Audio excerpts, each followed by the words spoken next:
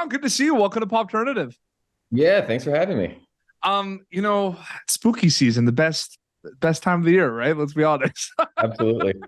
um, it's interesting because I'm just curious from a director mindset perspective. I mean, this is a movie that focuses a good amount of time on one character, and the shots are on one character and everything, compared to kind of a movie where it's an ensemble cast.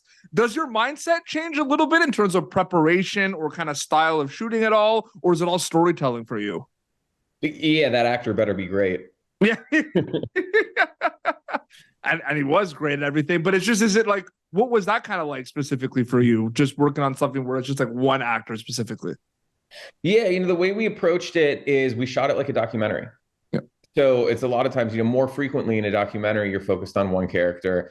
And so we shot, I don't know how into the weeds you want to get on this, but we basically had handheld camera in that cell with Rel, who's playing Joe, and we followed him around. We followed what he was going to do. It was like a documentary with art direction, basically.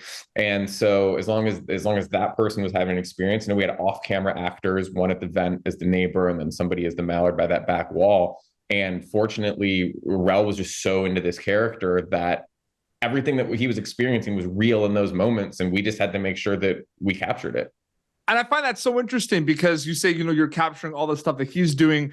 Honestly, I don't want to go into big kind of spoilers, but people are going to see it when they see it. The things in this movie that really freaked me out and scared me are the things that I heard rather than I saw. And I think that was done incredible in this movie. So, like, what was that kind of like? Because that's also a unique kind of perspective as well, right? Where there's a lot of other kind of horrific things kind of happening, but we don't see any of it. We just hear about it. What was that like for you specifically?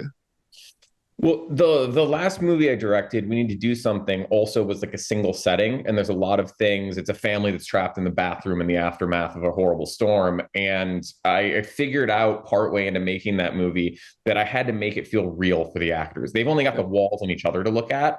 And so all those sounds that are happening off camera, you need to make those sounds happen on set. So there was a lot, like our set when things were happening was loud. It was, and we tried to make that as real for Rel as we possibly could. And then obviously in sound design, you hire really talented people, those composers, editors, and sound designers to go in. And I've got an awesome team that I work with on all those things to then take it and just keep pushing it further and further and further. Was the incorporation of kind of technology and artificial intelligence, that kind of component of it, was that something that kind of stood out to you in the script for this as well? Or is it kind of you're just focused on kind of the story of a person trying to kind of survive specifically? Because the technology part is very pivotal, in my opinion. Yeah, absolutely. I mean, I think it's really crazy because we started hard prep, which means our crew actually got on the ground. We started building sets, all those things in November of 2022. Wow. And when ChatGPT came out.